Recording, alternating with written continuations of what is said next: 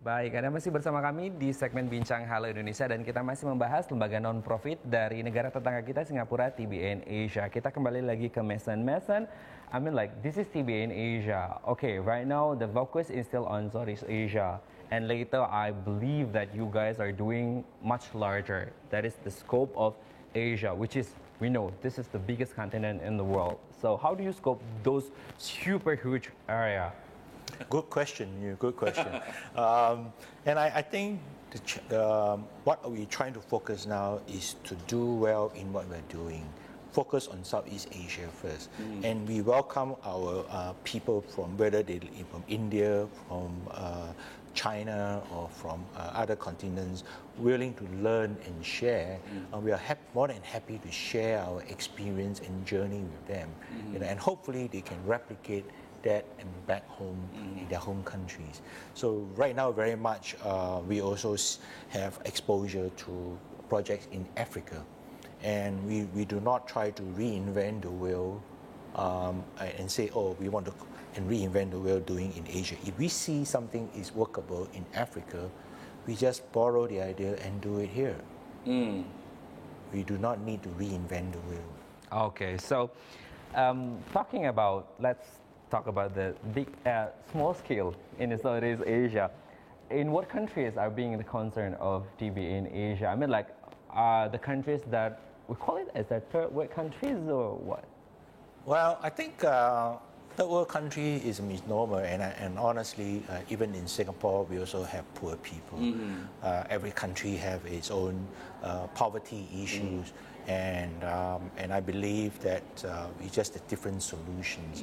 As I mentioned earlier, there are both urban poverty and rural poverty. Urban poverty are those people who are not able to make a sustainable livelihood in a city urban setting. Rural poverty are those who live in the rural area that are not living in the city lives. Each rural poverty and urban poverty have its own set of challenges. And so our goal is actually to see how we can help the weak and the poor people, whether you are in rural area or in the urban city area. Okay, how do you select the countries that is eligible for this project? For now, our TBN Asia is focusing all within ASEAN countries. Our key focus is naturally is Indonesia. That's why we are here. Mason Tan, continuing what we said just now before the break, Indonesia, Jakarta. You're going to hold an event in Jakarta, 14 and 15 September 2017. The question is, why must be in Jakarta? And what are the backgrounds and the goals that you guys set there? Okay, that's a very good question. Why Jakarta? Why Indonesia? I mean, as I mentioned earlier, it's actually because Indonesia is the largest nation in Southeast Asia, with almost close to 300 million people, and it is the world's fourth most populous nation in the world.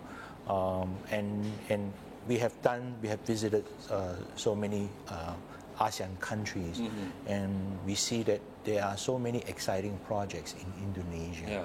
I think it's because of the passion of the people, because of the size of the market, and we felt that we need to help to support these aspiring young social entrepreneurs to lift them up to the second higher level, which to not just become social enterprise, but become sustainable enterprise with a conscious mind of helping the poor and the marginalized people. Okay. In addition to social enterprises that are good in the near future, do you also see that there's also good numbers of poverty in Indonesia that must be reduced or something?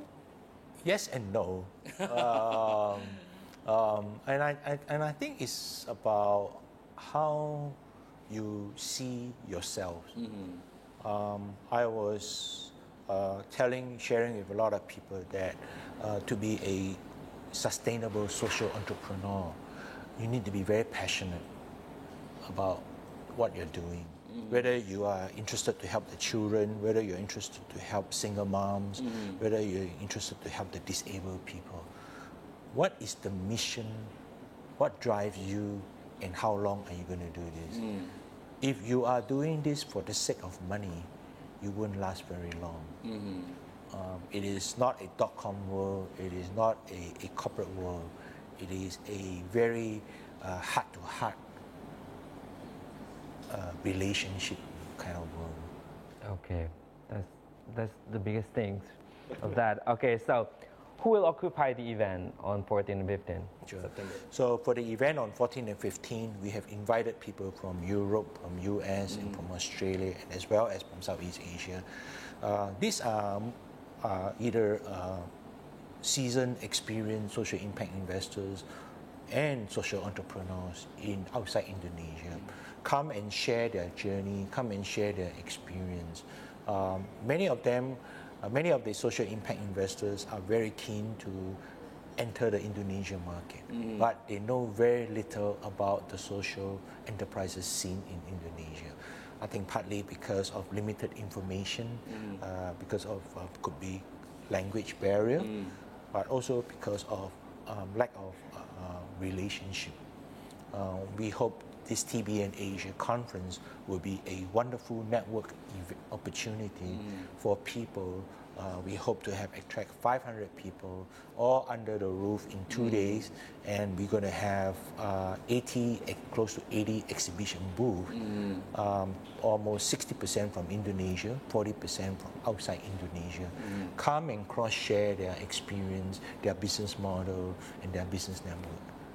Okay, that's really great. So what I'm questioning me again is actually about the phenomenon of, we're talking about TBN Asia is sort of like philanthropy, charity, something. So what I'm questioning is, how does this phenomenon exist in Asia especially? But we're going to do that after the break. Tetap bersama kami di Hello Indonesia.